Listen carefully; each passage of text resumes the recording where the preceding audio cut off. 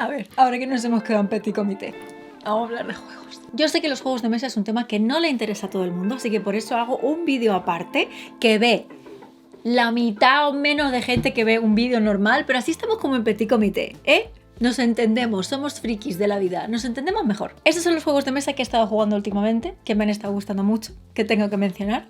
Y no son muchos ni son muy grandes. Os lo vengo diciendo desde hace ya tiempo, que es que la verdad este año 2025 no hemos tenido tiempo de nada. O sea, es que no hemos tenido tiempo para nada. Así que los juegos que hemos jugado han sido juegos cortitos, juegos ligeros, juegos que en otras circunstancias se consideran como de relleno, como para ir calentando motores para jugar un juego un poco más potente, más pesado, más largo. No ha sido así. Hemos viajado mucho, hemos estado haciendo muchísimas cosas, no hemos tenido tiempo ni de respirar prácticamente. Así que los juegos que hemos estado jugando han sido lo siguiente. Juego Middle Ages, Edad Media para los amigos. Este juego, oye, me rasca un picor cerebral muy maravilloso, muy estupendo, porque es como hacer un puzzle con el que vas sumando puntos de forma exponencial que de verdad... En Middle Ages eres un noble medieval que quiere desarrollar su propio feudo. Así que por colocación de losetas pues vas literalmente formando tu feudo por distintas categorías de cosas que necesitas para ser un señor feudal exitoso. Mercados, aldeas, campos, granjas. Poco a poco cada una de estas losetas te va a ir dando puntos. No puedes llegar a todo, pero tienes que tocar todos los palos dentro de lo posible. Y la forma de selección de losetas es muy interesante porque estás todo el rato compitiendo con el otro, no solo por lo que a ti te interesa, sino para conseguir que tu oponente no se lleve lo que a él le interesa. Así que tienes que estar pendiente de tu feudo, pero también del feudo del oponente. Así que en ese sentido es un juego que sí, es un puzzle muy crunchy de hacerlo tú solo y montarte un feudo que genere la mayor cantidad de puntos multiplicando cosas y generando efectos y generando un efecto dominó para tener puntos, pero también estás pendiente de que el otro jugador no se pase de listo y no se venga arriba. Con lo cual no es uno de esos juegos en los que sientes que estás jugando tú solo.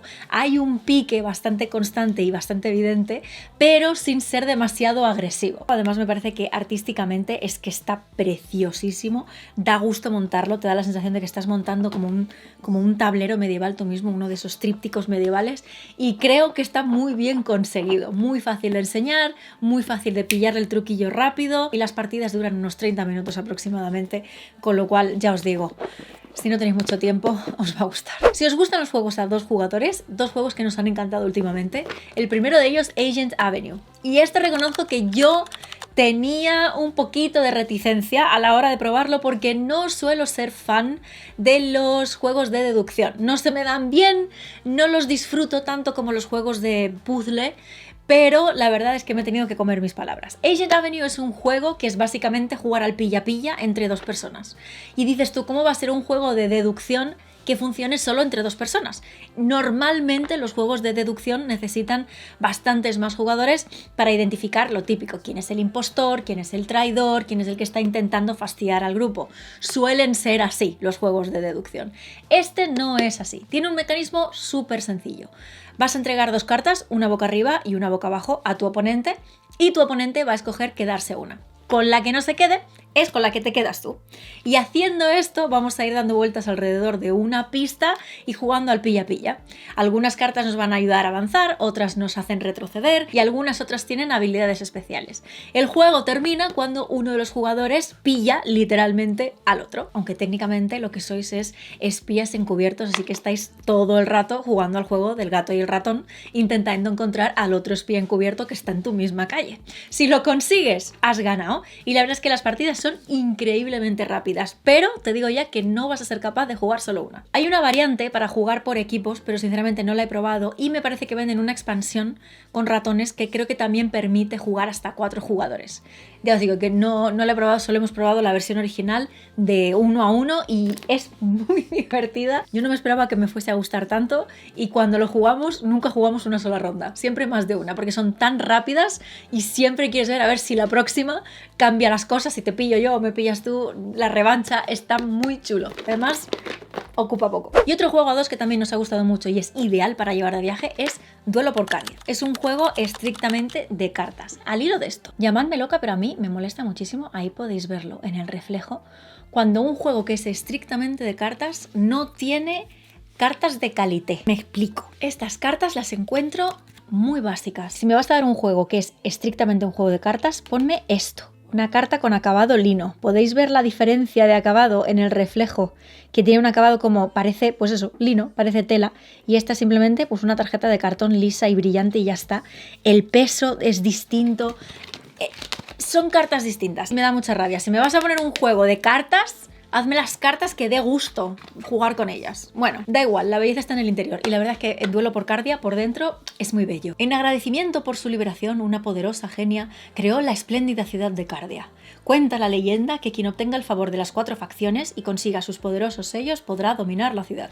Ese es tu objetivo. Mejor explicado no lo puedo explicar yo. Este juego, otra vez, y como su nombre indica, es un duelo. Es de 2 jugadores. Punto pelota. El objetivo es controlar la ciudad de Cardia obteniendo el favor de las 4 facciones. La rebelión, la academia, el gremio y la dinastía. Cada una de estas facciones están representadas en las cartas que tú vas a jugar.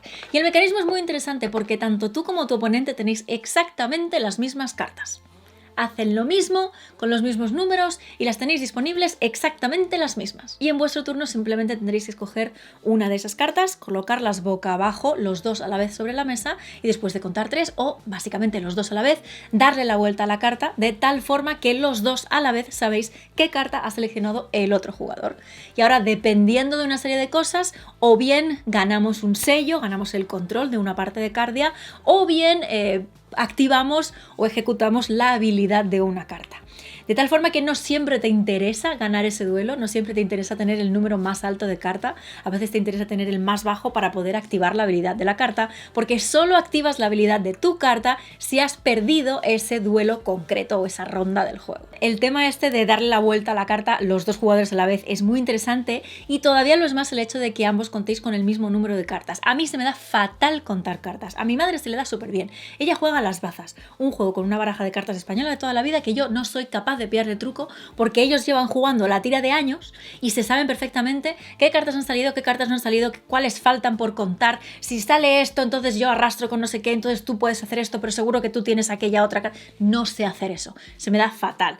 Entonces el hecho de que todos tengamos el mismo número de cartas y que sea un número de cartas limitado es mucho más fácil de controlar y recordar qué cartas han salido, cuáles no y por lo tanto cuál tiene que ser tu estrategia a la hora de escoger qué carta jugar. También tiene una variante para 4 jugadores, pero sinceramente tampoco lo hemos probado nunca y solo leyendo el reglamento de la variante para 4 yo creo que como brilla este juego es a 2. Estamos hablando otra vez de partidas muy cortitas, unos 15 minutos. Este juego lo hemos jugado literalmente Carlos y yo en el tren. Y la verdad es que es muy divertido, no ocupa absolutamente nada y es un pique, te picas con el otro, juegas una partida, juegas otra y la verdad no cansa, me gusta por eso. Moirai, otro juego de cartas sencillo, rápido, para llevar de viaje es ideal, pero que me ha gustado muchísimo. También entiendo que todo lo que es el arte y la temática me parece muy guay. Estamos hablando de las Moiras, de la mitología griega. Tenemos a Clotos, a Láquesis y a Atropos, que son las 3 Moiras que se encargan básicamente de decidir el destino de la vida de las personas. En este juego tú estás jugando tus cartas para conseguir el mayor número de puntos al final de la partida. Al principio del juego escoges 3 cartas, una para Clotos, una para Atropos y una para Láquesis, que te van a dar unas condiciones de puntuación al final del juego. Según eso, ahora vamos a estar escogiendo por turnos cartas del centro de la mesa. Hay una serie de mecanismos, una serie de opciones y tienes que construir básicamente en tu parte o en tu zona de jugador vidas. A la hora de tejer vidas, lo único que tienes que tener en cuenta es que la primera carta de cada vida tiene que ser la carta más alta y a partir de ahí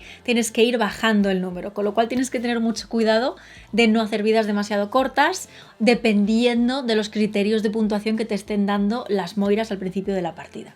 No tiene mucho misterio, la verdad es que se explica súper rápido y otra vez repito que son partidas rápidas y que quieres echar más de una partida, no te quedas a gusto solo con una porque es que en 10 minutos la tienes terminada. Al final de cada partida repasas los criterios de puntuación y según esos criterios de puntuación puntúas las vidas que has tejido y el que tenga más puntuación gana. No solo el arte del juego me parece una cosa preciosa, sino que es lo que os decía de estas cartas tienen una calidad que a mí me da la sensación que las cartas de duelo por Cardia no tienen. Que a lo mejor esto os parece una tontería, pero para mí gran parte de un juego es la sensorialidad del juego, la experiencia sensorial que ofrece y esta experiencia es fantástica. Hablando de experiencias sensoriales, algo muy mío, muy propio que me encanta es el clicky clicky de unos dados.